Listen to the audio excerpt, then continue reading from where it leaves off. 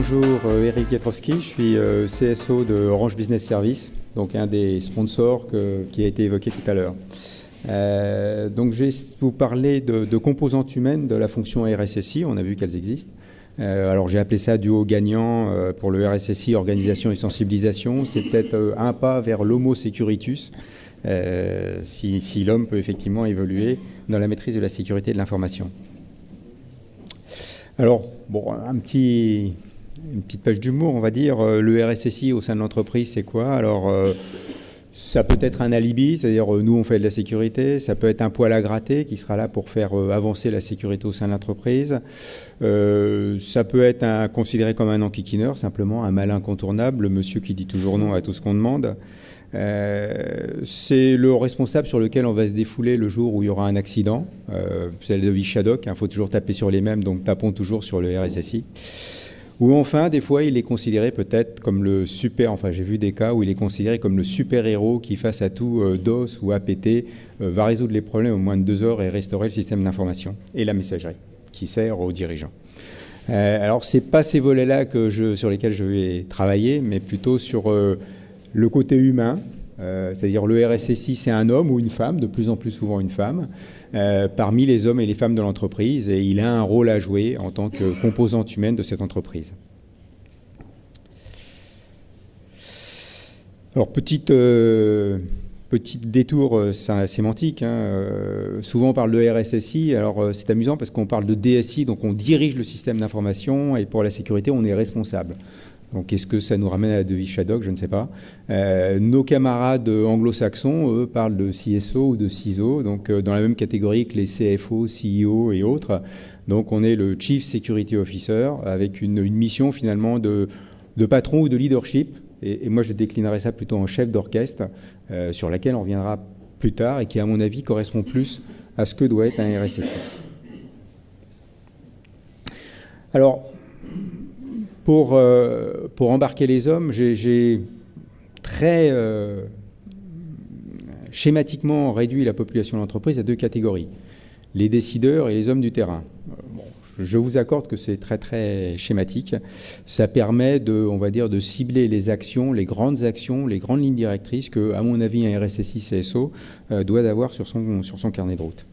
Alors dans les décideurs, évidemment, il y aura le comité de direction, mais on peut aussi embarquer un certain nombre de personnes, comme par exemple quelqu'un qui aura un budget communication, enfin qui aura un pouvoir d'action à un moment ou à un autre qui sera nécessaire au RSSI pour faire progresser la sécurité de l'entreprise. Et puis à côté, nous aurons la population des gens du terrain, c'est pas du tout péjoratif puisque c'est aussi eux qui font tourner l'entreprise, donc c'est aussi eux sur qui on va compter pour faire finalement tourner la sécurité. Alors c'est un motto qu'on a derrière chez nous qui est la sécurité est l'affaire de tous. Alors effectivement, il y en a certains qui disent si c'est l'affaire de tous, c'est l'affaire de personne. Bon, il y a des écueils à avoir certains mottos, on s'expose à la critique. Mais on y reviendra, à mon avis, le chaînon du terrain est un chaînon souvent important. Quand on prend l'exemple des APT, on s'aperçoit que c'est par cet endroit-là que ces attaques rentrent dans l'entreprise. Et donc, c'est un terrain à travailler, de mon avis. Alors, comment mobiliser les décideurs, les attirer sur le champ de la sécurité du système d'information ? Alors on peut leur faire peur, leur dire qu'on court des tas de risques et que la loi est dure et qu'ils subiront la loi en tant que mandataire social. On peut leur expliquer que la sécurité c'est une affaire d'experts et qu'ils ont juste à appliquer ce qu'on leur demande d'appliquer. Bon, il y en a qui à mon avis vont discuter la chose. On peut s'appuyer sur des études, des tas d'études disponibles dans le commerce. Et je ne sais pas pourquoi Thierry conduit un groupe là-dessus, puisque apparemment on sait déjà quand on lit la presse anglo-saxonne combien coûte un incident de sécurité, quel est son impact. Alors c'est amusant, on voit des fois des chiffres presque 2 chiffres après la virgule. J'ai fait exprès, j'ai forcé le trait. Il faudrait déjà définir ce qu'est un incident de sécurité avant de savoir ce qu'il coûte. Alors, on peut aussi essayer d'embarquer les dirigeants sur le ROI, le retour sur investissement de la sécurité. À mon avis, c'est un terrain assez difficile, surtout par rapport à des gens qui sont très armés comme les financiers de l'entreprise. On peut élaborer le risk register de l'entreprise pour essayer d'évaluer les risques.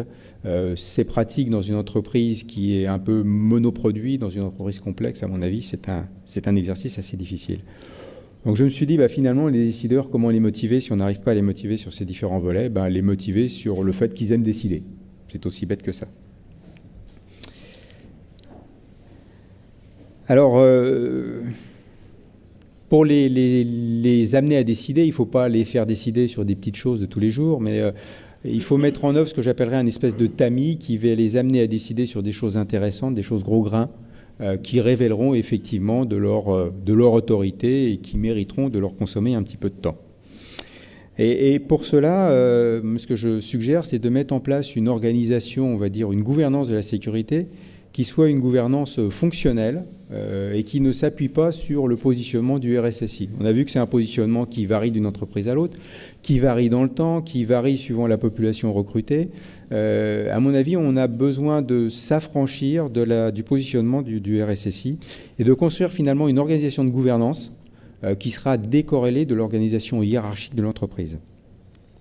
Alors, je suggère, hein, c'est une suggestion qui peut être modifiée, de créer quelque chose qui s'appellera par exemple le comité de direction sécurité, qui sera un sous-comité du comité de direction, qui sera sous le mentoring, le sponsoring d'un membre du comité de direction, qui sera animé de fait par le RSSI, qui est, on va dire, la personne compétente dans le métier, et puis qui regroupera un certain nombre de représentants des membres du comité de direction.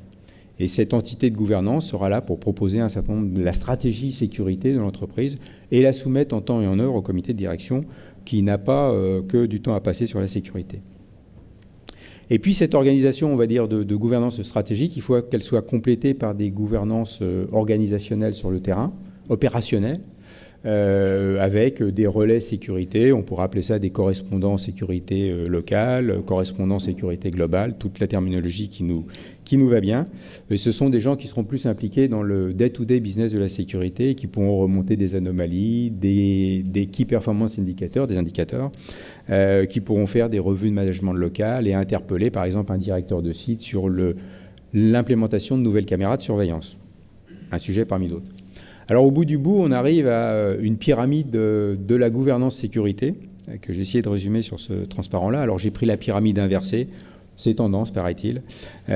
Donc avec, à la base, inversée de la pyramide des comités opérationnels qui, par exemple, vont se réunir mensuellement, vont discuter de choses très, très opérationnelles, qui vont éventuellement remonter des problématiques qui ont besoin de l'être au comité stratégique, comité direction sécurité, tel que je l'ai appelé, qui, lui, se réunira sur une base trimestrielle avec les membres évoqués et qui reportera sur une base semestrielle, sur une base annuelle, lui-même, les grandes problématiques qui peuvent interpeller, intéresser le comité de direction de l'entreprise. Alors tout cela sera gravé dans le marbre, dans la lettre de mission du RSSI, dans la politique de sécurité globale de l'entité ou de l'entreprise. C'est ce que nous avons fait, ce n'est pas un modèle théorique, c'est ce que nous avons fait chez Orange Business Services pour atteindre le grade de la certification 27001.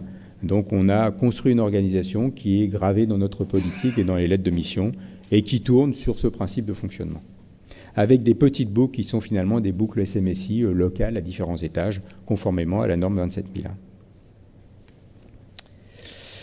Alors l'autre point sur lequel le RSSI, l'autre composante humaine sur lequel le RSSI peut agir, on a vu les décideurs, ce sont les gens du terrain. Alors pour moi, c'est un élément essentiel.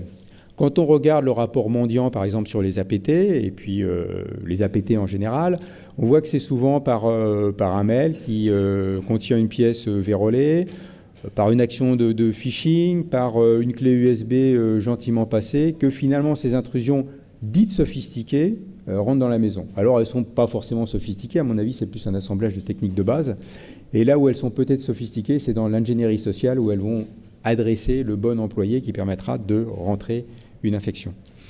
Donc l'employé entre la chaise et le clavier, c'est vrai que c'est le maillon faible. Ben, moi j'aurais tendance à dire qu'un des rôles du RSSI, c'est de renforcer le maillon, d'essayer de l'éduquer, de l'armer, de l'outiller, pour faire en sorte qu'on réduise la surface d'attaque des attaquants en éduquant, en sensibilisant ce maillon faible. Alors il y en a qui ne sont pas d'accord avec ce point de vue, on avait encore avec quelques RSSI des débats animés il y a quelques jours, il y en a qui sont pour résiner les ports USB, pour interdire tout accès à Internet, pas de bring your own device, pas de Wi-Fi, bon il y a des directives d'hygiène sécurité sur le sujet. Bon, je pense que tout cela n'est pas applicable dans toutes les entreprises, pour le dire comme ça. Donc on doit composer quand même à un moment ou à un autre avec l'intelligence de l'utilisateur, même si on peut avoir des bridages technologiques de temps en temps. Et à mon avis, on peut même rebondir et faire en sorte que, au-delà de réduire la surface d'attaque, on peut transformer l'employé bien formé en une sorte d'IDS, de sonde, qui va remonter des alarmes, comme j'ai reçu un mail bizarre d'un collègue qui est en vacances et qui n'écrit jamais en vacances. Est-ce que c'est bien normal, monsieur le RSSI? Donc on peut même transformer le maillon faible finalement en un maillon actif de la chaîne de sécurité. Alors comment faire? Bon, là j'ai fait un petit peu un panégyrique des différentes solutions qui existent. La trousse à outils, c'est très tendance. Bon, j'en ai pratiqué un certain nombre, pas toutes. Donc on a les posters dans les couloirs, on a le site intranet avec une petite vignette, la sécurité est avec vous. On va voir les campagnes de mailing régulières, si possible signées par le directeur général ou quelqu'un d'équivalent pour attirer l'attention. On reçoit tellement de mails.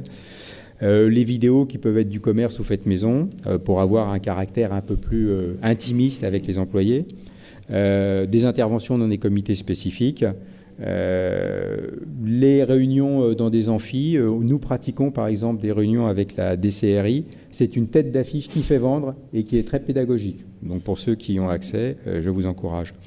Certains collègues utilisent même le théâtre pour sensibiliser à la sécurité. Un petit exercice, bon, on aime ou on n'aime pas, c'est par exemple semer des clés USB piégées dans les parkings ou dans les halls. Et puis, ben, elle est piégée dans le sens où il y a un petit malware qui ne va pas infecter le PC, mais qui va se connecter au site central. Et puis, on dira à la personne, tu vois, la prochaine fois que tu ramasses une clé USB, ben, pense-y 2 fois avant de la connecter à ton PC professionnel, voire ton PC personnel. Puis après, au-delà de la sensibilisation, on peut peut-être aller jusqu'à la formation pour certains acteurs. Pourquoi ne pas former les DSI, qui sont des acteurs importants dans l'entreprise, au risque management ISO 27001? Enfin, c'est une suggestion parmi d'autres potentiels. Alors, quelques conseils sur cette formation. Alors, la formation, elle doit être récurrente, tout le monde le sait. Bon, les règles d'hygiène, ça s'oublie vite. Elle doit être soutenue par un management qui, bien sûr, est exemplaire. Nous en sommes tous parfaitement conscients. Et elle doit être, j'allais dire, bicéphale. C'est-à-dire on doit avoir des formations généralistes pour adresser tous les acteurs de l'entreprise et avec la sensibilité on va dire, des objectifs de l'entreprise. Puis des fois, elle doit être ciblée. Par exemple, le département finance qui va être attaqué pour faire des virements dans des comptes en Israël ou dans les îles Caïmans peut être ciblé avec une formation spécifique.